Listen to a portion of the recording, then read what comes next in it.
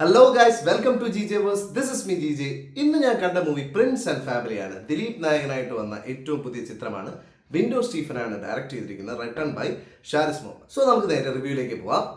So ഇത് ദിലീപ് നായകനായിട്ട് വരുന്ന 150ാമത്തെ സിനിമയാണ്. ദിലീപിന്റെ 150ാമത്തെ സിനിമയാണെന്ന് പറഞ്ഞ് ആദ്യം ദിലീപിന്റെ പഴയ സിനിമകളുടെ പിക്ചേഴ്സ് ഒക്കെ വെച്ചൊരു കമ്പൈലേഷൻ കാണിച്ചിട്ടുണ്ടായിരുന്നു, which was very good.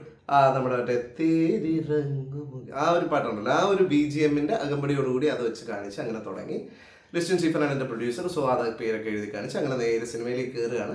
Cinema വളരെ വളരെ സിമ്പിൾ ആയിട്ടുള്ള ഒരു സ്റ്റോറി ലൈൻ പറഞ്ഞു പോകുന്ന വളരെ മനസ്സിനെ ടച്ച് ചെയ്ത ഒരു സിനിമയാണ്. എനിക്ക് വളരെ മനസ്സിൽ ടച്ച് ചെയ്ത ഒരു സിനിമയായിട്ട് ഫീൽ ചെയ്തു.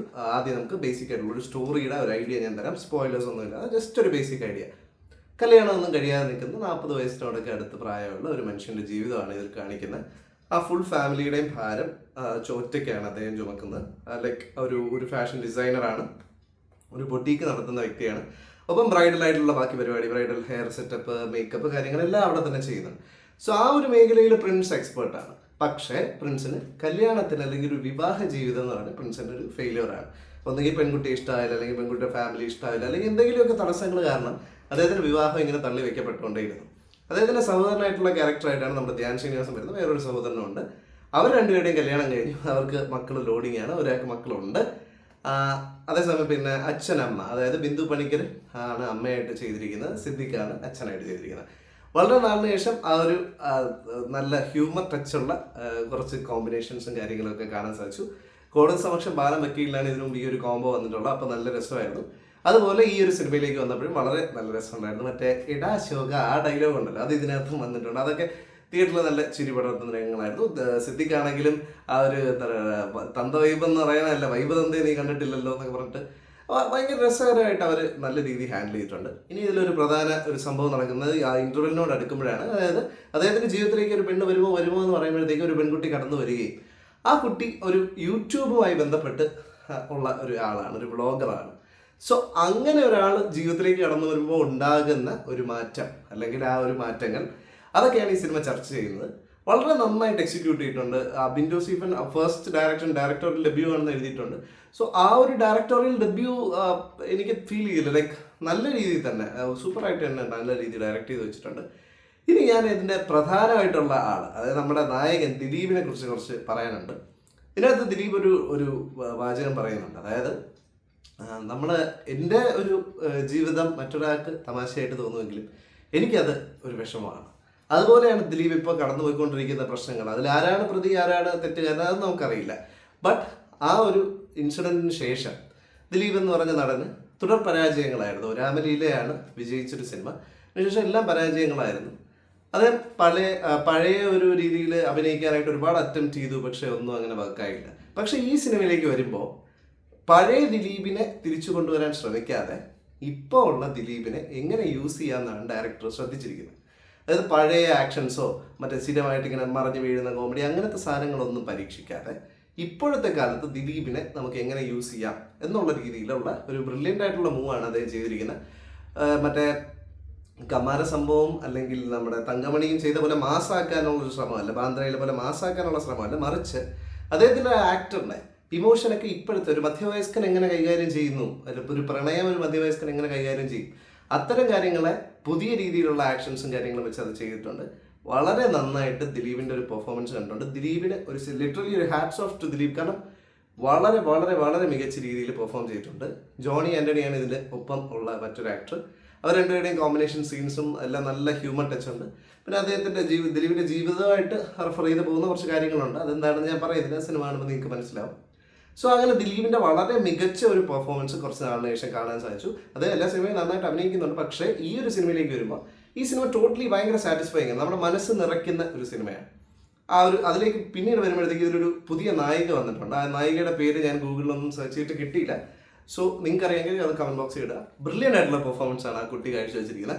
ആ കുട്ടിയുടെ ക്യാരക്ടർ ആദ്യം വരുമ്പോഴത്തേക്ക് നമ്മളെനിക്ക് എന്തൊരു വെറുപ്പിക്കലെന്ന് തോന്നും. ആ വെറുപ്പിക്കൽ പോലെ ഇങ്ങനെ ഫീൽ ചെയ്യും. പക്ഷെ പിന്നീട് അങ്ങോട്ട് ആ ക്യാരക്ടർ അങ്ങനെയാണ്. ആ കുട്ടി നന്നായിട്ട് അഭിനയിച്ചിട്ടുണ്ട്.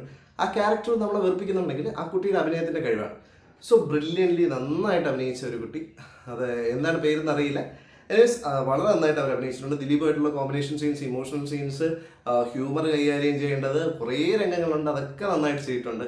മൊത്തത്തിൽ നല്ല ഒരു എന്താ പറയുക ആക്ടിങ് പെർഫോമൻസ് ആണ്. ഒരു പുതിയ നായികയാണെന്നാണ് എനിക്ക് തോന്നുന്നത്. ഞാൻ വേറെ സിനിമകളൊന്നും കണ്ടിട്ടില്ല.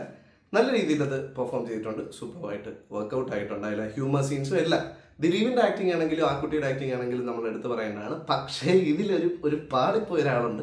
ധ്യാൻ ശ്രീനിവാസനാണ്. ധ്യാൻ ശ്രീനിവാസൻ ഈ സിനിമയ്ക്കകത്ത് ശരിക്കും എനിക്കറിയില്ല അത്രയും ആ ഒരു ആക്ടറിനെ കൊണ്ടുവരേണ്ട ആവശ്യം ഉണ്ടായിരുന്നത്.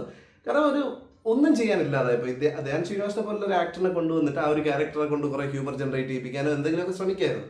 ഒന്നുമില്ലാതെ വളരെ ഒരു ഇതായിട്ട് പോയി. ഒരു ഹെൽമെറ്റ് പിടിക്കാനായിട്ട് ഒരു പോലീസുകാരൻ കൈ കാണിച്ച് നിർത്തുന്നതിന് ശേഷം പിന്നെ അയാളെ കണ്ടിട്ടില്ല. ആ ക്യാരക്ടർ സിനിമയിലുണ്ടോ അതോ ഷൂട്ടിങ്ങിനിടെ പിണങ്ങിപ്പോയോ അറിയില്ല, കാണാനില്ല. സിനിമയിൽ പിന്നെ ക്യാരക്ടർ ഇല്ല. അങ്ങനത്തെ രീതിയിലൊരു ക്യാരക്ടറാണ് ധ്യാൻ ശ്രീനിവാസൻ്റെ. ആ ഒരു സാധനം ഒഴിച്ചു നിർത്തി കഴിഞ്ഞാൽ ഇത് സിനിമ ഒരു ഓക്കേഷ് മൂവിയാണ്. അവിടെ ഇവിടെയും കുറച്ച് ലാഗുകളൊക്കെ ഉണ്ട്. പിന്നെന്താ പറയുക, പാട്ട് പഴയ രീതിയിൽ ദിലീപിനെ ഡാൻസ് കളിപ്പിക്കാനുള്ള ശ്രമമൊന്നും നടത്തിയിട്ടില്ല. ഒരു മധ്യവയസ്കനായിട്ടുള്ള ഒരാൾ അയാളുടെ ജീവിതത്തിലേക്ക് ഒരു പ്രണയം കടന്നു വരുമ്പോൾ ഉണ്ടാകുന്ന സന്തോഷങ്ങളും കാര്യങ്ങളൊക്കെയാണ് കാണിക്കുന്നത്. പിന്നെ ഇതിൻ്റെ അകത്തൊരു മമ്മിയും പിന്നെ ഒരു മോളും കൂടെ വന്നിട്ടുള്ളൊരു രംഗമുണ്ട്. അത് ഭയങ്കര ഹ്യൂമറായിരുന്നു. ആ മറ്റേ രാഗേന്ദു കിരണങ്ങൾ എന്ന് പറഞ്ഞിട്ടുള്ള പഴയ സോങ്ങിനെ യൂസ് ചെയ്തിട്ടുള്ള ആ ഒരു സീക്വൻസ് എനിക്ക് ഭയങ്കര രസമായിട്ട് തോന്നി. ഒരു തരത്തിൽ അതിലൊരു വൃത്തികേട് ഉണ്ടാവാതെ ഭയങ്കര ജോക്കായിട്ട് അവർ ചെയ്തിട്ടുണ്ട്. അതും നല്ല ഒരുപാട് ഓർത്തിരിക്കാൻ പറ്റുന്ന ഒരുപാട് തമാശകളുള്ള, എന്നാൽ ഭയങ്കര ഒരു മികച്ച സിനിമയൊന്നുമല്ല. പക്ഷെ മനസ്സ് നിറയ്ക്കുന്ന ഒരു സാധാരണ ഒരു കുടുംബ ചിത്രമാണ് പ്രിൻസ് ആൻഡ് ഫാമിലി. പ്രിൻസിനെയും കുടുംബത്തിനെയും നമുക്ക് ഉറപ്പായിട്ട് ഈ സിനിമയ്ക്ക് ശേഷം നമ്മളത് മനസ്സിലുണ്ടാവും കുറച്ച് ദിവസത്തേക്കെങ്കിലും. കാരണം വളരെ നല്ല രീതിയിൽ അവരുടെ എല്ലാവരുടെ ആക്ടിങ് കാരണം നമുക്ക് വളരെ റിലേറ്റ് ചെയ്യാൻ പറ്റുന്ന കുടുംബത്തിലെ ഓരോരോ കാര്യങ്ങൾ നമുക്ക് കാണാനായിട്ട് സാധിക്കുമ്പോൾ it's a good movie, but it's not the best. So ഇതിനൊരു റേറ്റിംഗ് കൊടുക്കാനാണെങ്കിൽ ഒരു 3/5 കൊടുക്കും. കാരണം ഇത് ജസ്റ്റ് എബോ ആവറേജ് നിൽക്കുന്ന ഒരു സിനിമയാണ്. പക്ഷേ ഇത് വളരെയധികം മനസ്സ് നിറച്ചു. നിങ്ങൾക്ക് ചിലപ്പോൾ അങ്ങനെ ആയിരിക്കണം എന്നില്ല. നിങ്ങൾക്ക് ചിലപ്പോൾ ഇത് കാണുമ്പോഴത്തേക്കോ ഇതൊക്കെ നമ്മൾ എത്ര സിനിമയിൽ കണ്ടതാണ്, വെള്ളിമൂങ്ങയിൽ ഇത് തന്നെയല്ലേ. പക്ഷെ വെള്ളിമൂങ്ങയിൽ അതിൽ നിന്നും ഇതിനെ കുറച്ച് മാറ്റങ്ങളൊക്കെ വരുത്തി വേറൊരു യൂട്യൂബ് എന്നുള്ളൊരു ഘടകം കൊണ്ടുവന്നിട്ടുണ്ട്. എല്ലാ യൂട്യൂബേഴ്സിനും ഇട്ട് കൊട്ടിയിട്ടുണ്ട്. സോ ഇതെവിടെയൊക്കെ കൊള്ളും എന്നൊന്നും എനിക്കറിയില്ല. ഭയങ്കരമായിട്ട് കൊട്ടിയിട്ടുണ്ട്. അതായത് ഏതിനെ പിടിച്ച് കണ്ടന്റ് ആക്കുന്ന ആൾക്കാരുണ്ടല്ലോ, സോ അതിനെയൊക്കെ ഇട്ട് കൊട്ടിയിട്ടുണ്ട്. പിന്നെ നമ്മൾ യൂട്യൂബിലും ഫേസ്ബുക്കിലും മറ്റിടുന്ന കമൻറ്റുകൾ ഓരോന്നും ഇടുമ്പോഴത്തേക്ക് അതിൻ്റെ ഇമ്പാക്റ്റ് എത്രത്തോളം ആണെന്നൊക്കെ ഉള്ളത് ഈ സിനിമ കാണിച്ചു തരുന്നുണ്ട്. റീച്ച് എത്തിക്കാൻ വേണ്ടി ഏതറ്റം വരെ യൂട്യൂബേഴ്സ് പോകും, അല്ലെങ്കിൽ മീഡിയ ചാനൽസ്, ന്യൂസുകാർ, അവരൊക്കെ ഏതറ്റം വരെ പോകും എന്നുള്ളതൊക്കെ ഈ സിനിമ കാണിച്ചു തരുന്നുണ്ട്. സോ എനിവേസ് അങ്ങനത്തെ ഒരുപാട് വിശേഷങ്ങളൊക്കെ ഉള്ളൊരു സിനിമയാണ്. എനിക്കൊരു എബോ ആവറേജ് ഫീൽ തന്ന, എന്നാൽ മനസ്സ് വളരെയധികം നിറച്ചു. ഒരു കിടിലം സിനിമയൊന്നുമല്ല.